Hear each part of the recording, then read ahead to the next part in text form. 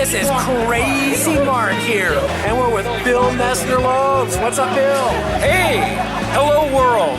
Bill, how did it feel to go see Wonder Woman and see your name at the end of a big Hollywood production? It felt great because I was in pain. Why was I in pain? Because my wife sitting next to me had sunk her nails into my arm and was jumping up and down and screaming. Where did you begin with the Wonder Woman character development and writing? What I decided to do was to show that she was more than just somebody who had a whole bunch of gods line up and give her powers. I wanted to show that she could do things on her own, which is why I ended up having her kidnapped and taken into space and be turned into a slave, and then lead a slave revolt, and she became Spartacus, and then she turned into Captain Blood and became a space pirate. Looking ahead here, you said that in the second Wonder Woman movie, you were assisting with some sort of character development? My third or fourth editor decided that what Wonder Woman should be was a dark avenger of the night. And the way she would become a dark avenger of the night was by having all of her supporting cast and pets killed by a gigantic serial killer. And then she would go into alleys and avenge. And I said, well, that's a great idea. What if instead of doing that, we got another Amazon who was tougher, and we would turn her into the Dark Avenger of the Night and show the contrast between her and Diana, and leave Diana still being Wonder Woman over here. And that seemed to work out. So that was how Artemis was created. Oh, that was the one I was thinking of, Artemis, because wasn't she like a warrior in her own right?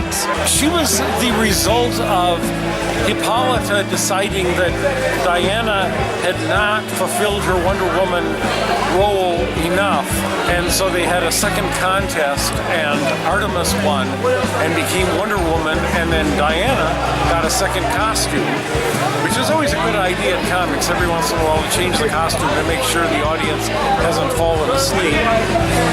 And the two of them became sort of competing sisters.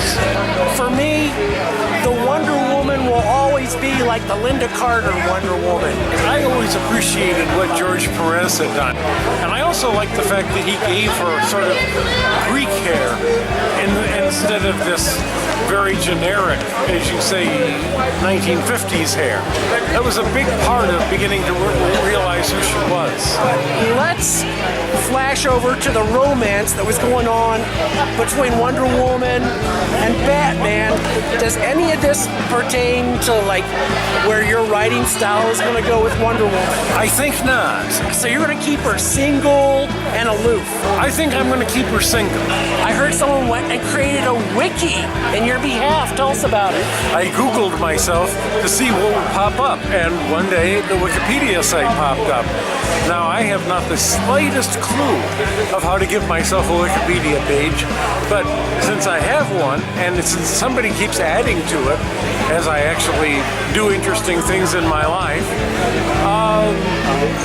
suddenly, here I am with a Wikipedia site, and so I can put it on my cards, and I look very, very, very tech savvy.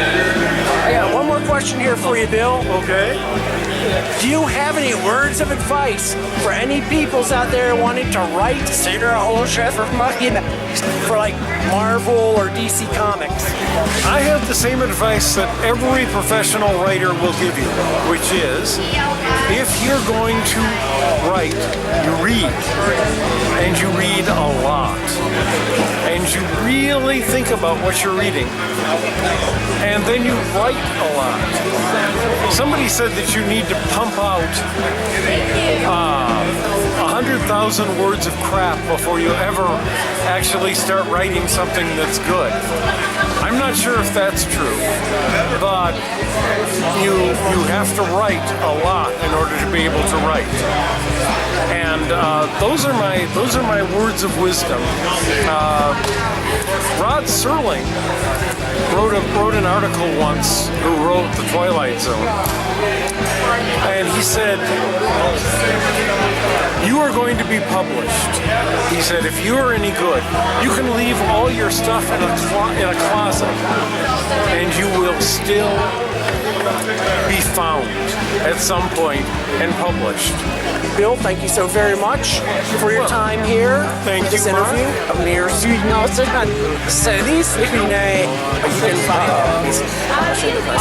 you can also, you're going to see it on Crazy Mark TV. So there we go. We're going to make you look nice and handsome. Just like I'm trying to make myself look kind of trim. Anyway, there it is. And thank you once again, Bill. We'll see you around at the Comic-Cons. We look like Grimly and Aragon.